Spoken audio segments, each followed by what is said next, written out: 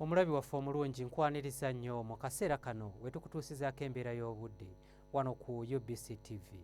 Omwanjuzi nze Lubega Micheal. Enkuba ekendedde mu bitundu by'eggwanga ebisinga obungi era bwe tutunulira ku bifaananyi ebyo ebikubiddwa ku ssemazinga wa Africa bitulaga sserwandula mpewo asimbye mu ggwanga ery'omu South Africa asindika empewo enkalu okwolekera eggwanga lyaffe ekireeseewo omukuubo gw'enkuba okuseeseetuka nga gudda mu bugwanjuba bwa ssemazinga wa Africa. Mu biseera eby'okumakya mu bitundu ebyo ebiri mu masekkati g'eggwanga lyaffe tusuubira akasana okkeera okwaka, so nga ne mu buvanjuba embeera y'emu yejja okubeerayo mu bitundu ebyo. Mu bugwanjuba bw'eggwanga lyaffe tusuubira akasana okwaka mu bitundu ebyo, so nga ate era ne mu bukiikakkono bw'eggwanga lyaffe akasana tukasuubira okkeera okwaka.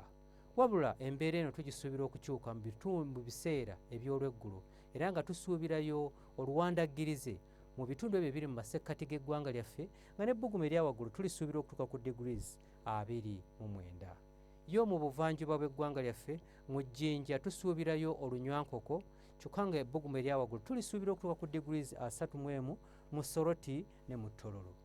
Mu bugwanjuba bw'eggwanga lyaffe tusuubirayo enkuba okutonnya era nga ebbugumu erya waggulu tulisuubira okutuuka ku degrees 30 mu kitundu ekyo eky'Ekasese.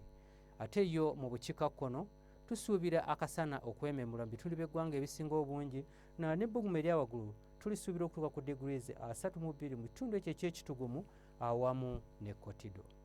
Bwe tweyongerayo mu bibuga ebimu ebiri ebusukkansalo w'eggwanga lyaffe mu Nairobi tusuubira akasana okwaka, so nga ate yo mu London tusuubira obudde okubeera obw'ekiddedde.